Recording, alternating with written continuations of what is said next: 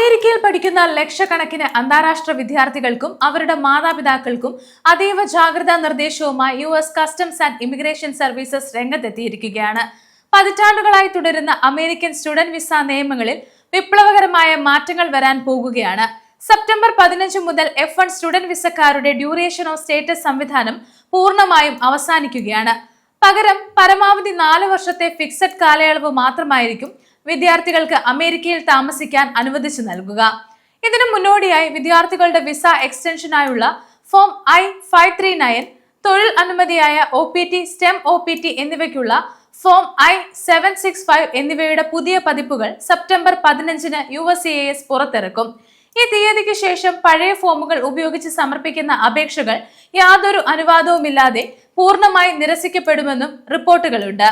ഈ പുതിയ ഇമിഗ്രേഷൻ നയമാറ്റം അമേരിക്കയിൽ പഠിക്കുന്ന ഇന്ത്യൻ വിദ്യാർത്ഥികളുടെ വിസ സ്റ്റേറ്റസിനെ എങ്ങനെ ബാധിക്കും, എക്സ്റ്റൻഷൻ ഓഫ് സ്റ്റേ എങ്ങനെ നൽകണം, OPT, STEM OPT അപേക്ഷകളിൽ വിദ്യാർത്ഥികളും മാതാപിതാക്കളും അടിയന്തരമായി ശ്രദ്ധിക്കേണ്ട കാര്യങ്ങൾ എന്തൊക്കെയാണെന്നാണ് നമ്മൾ ഇന്ന് വിശദമായി നോക്കുന്നത്. ഇതുവരെ നിലവിലുണ്ടായിരുന്ന നിയമം അനുസരിച്ച് F1 വിസയിൽ അമേരിക്കയിൽ എത്തുന്ന ഒരു വിദ്യാർത്ഥി കോളേജിൽ പ്രവേശനം നേടി പഠനം തുടരുന്നിടത്തോളം കാലം അല്ലെങ്കിൽ കോഴ്സ് കഴിഞ്ഞ് തൊഴിൽ പരിശീലനമായ ഓപ്ഷണൽ പ്രാക്ടിക്കൽ ട്രെയിനിങ് പൂർത്തിയാക്കുന്നത് വരെ കൃത്യമായ എക്സ്പയറി തീയതി ഇല്ലാതെ അമേരിക്കയിൽ തങ്ങാൻ അനുവാദമുണ്ടായിരുന്നു. ഇതിനെയാണ് ഡ്യൂറേഷൻ ഓഫ് സ്റ്റേറ്റസ് എന്ന് വിളിച്ചിരുന്നത്. എന്നാൽ സെപ്റ്റംബർ 15 മുതൽ ഈ ഓപ്പൺ എൻഡഡ് ആനുകൂല്യം പൂർണ്ണമായി ഇല്ലാതാവുകയാണ്. ഇനി മുതൽ നിങ്ങളുടെ ഫോം I-20യിൽ രേഖപ്പെടുത്തിയിരിക്കുന്ന കോഴ്സ് കാലാവധി അടിസ്ഥാനമാക്കി പരമാവധി 4 വർഷം വരെയോ I-94 പ്രവേശന അനുമതി ലഭിക്കുകയുള്ളൂ. കോഴ്സ് പൂർത്തിയാക്കാൻ 4 വർഷത്തിൽ കൂടുതൽ സമയം ആവശ്യമായി വരുന്ന സാഹചര്യത്തിലോ അല്ലെങ്കിൽ PhD പോലെയുള്ള ദീർഘകാല ഗവേഷണ കോഴ്സുകൾ ചെയ്യുമ്പോഴോ പഠനത്തിന് ശേഷം OPT, STEM OPT എന്നിവയിലേക്ക് മാറുമ്പോഴോ വിദ്യാർത്ഥികൾ USCISന് ഫോം I-539 വഴി എക്സ്റ്റൻഷൻ ഓഫ് സ്റ്റേ അപേക്ഷ നൽകേണ്ടി വരും. മുൻപ് ഇത് കോളേജിലെ ഡെസിഗ്നേറ്റഡ് സ്കൂൾ ഒഫീഷ്യൽ വഴി എളുപ്പത്തിൽ സ്കൂൾ റെക്കോർഡുകളിൽ മാറ്റിക്കൊണ്ടിരുന്നതായിരുന്നു.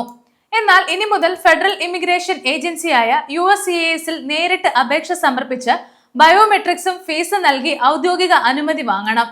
ഇതിനായി 2 പ്രധാന ഫോമുകളാണ് USCIS പരിഷ്കരിക്കുന്നത്. വിസ എക്സ്റ്റൻഷനായുള്ള ഫോം I-539, വർക്ക് പെർമിറ്റിനായുള്ള ഫോം I-765 എന്നിവയാണിവ.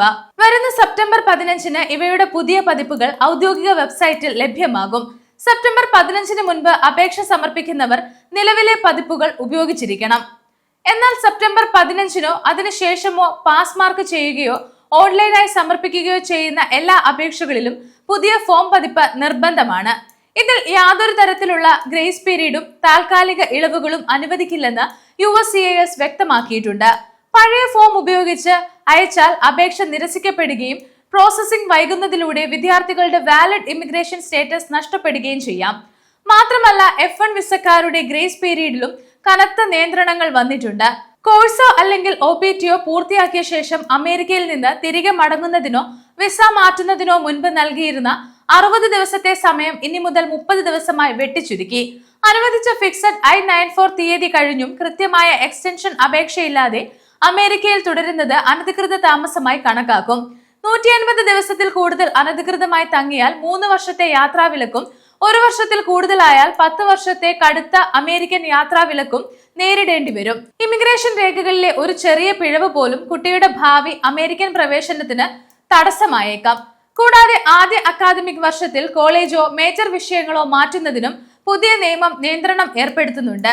ഗ്രാജുവേഷൻ തലത്തിലുള്ള വിദ്യാർത്ഥികൾക്ക് പഠന കാലയളവിനിടയിൽ കോഴ്സ് മാറുന്നതിന് അങ്ങേയറ്റം പ്രയാസകരമാകും. ഇംഗ്ലീഷ് ലാംഗ്വേജ് ട്രെയിനിങ് കോഴ്സുകൾക്ക് പരമാവധി 24 മാസത്തെ സമയപരിധി മാത്രമേ ഇനി ഉണ്ടാകുകയുള്ളൂ. യൂണിവേഴ്സിറ്റി മാറുമ്പോഴും ഒരേ ലെവലിലുള്ള മറ്റു കോഴ്സിലേക്ക് പ്രവേശനം നേടുമ്പോഴും കടുത്ത ഇമിഗ്രേഷൻ പരിശോധനകൾ നേരിടേണ്ടി വരും.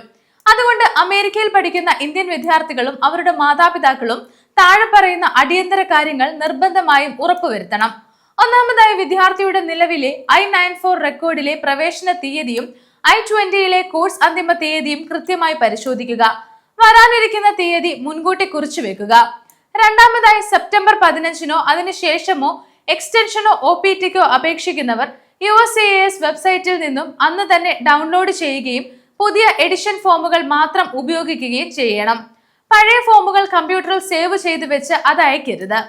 മൂന്നാമതായി, കോഴ്സ് കഴിയുന്നതിന് മുൻപ് അതിന് ആവശ്യമായ എക്സ്റ്റൻഷൻ അപേക്ഷകൾ, അതായത് ഫോം I-539 വഴി USCIS ഫയൽ ചെയ്യാൻ യൂണിവേഴ്സിറ്റി DSOമാരുമായി ആശയവിനിമയം നടത്തുക.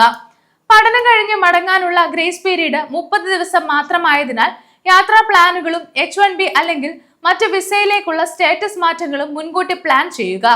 അമേരിക്കൻ സ്റ്റുഡന്റ് വിസ നിയമങ്ങളിലെ ഇത്തരം ചെറിയ അശ്രദ്ധകൾ പോലും കുട്ടികളുടെ ഉപരിപഠനത്തെയും ഭാവി കരിയറിനെയും ദോഷകരമായി ബാധിക്കും. വിസ അപേക്ഷകളിലെയും എക്സ്റ്റൻഷനുകളിലെയും നിയമപരമായ സംശയങ്ങൾക്ക് സർവകലാശാലയുടെ അന്താരാഷ്ട്ര വിദ്യാർത്ഥി വിഭാഗവുമായോ ഇമിഗ്രേഷൻ നിയമ വിദഗ്ധരുമായോ മാത്രം സംസാരിക്കുക.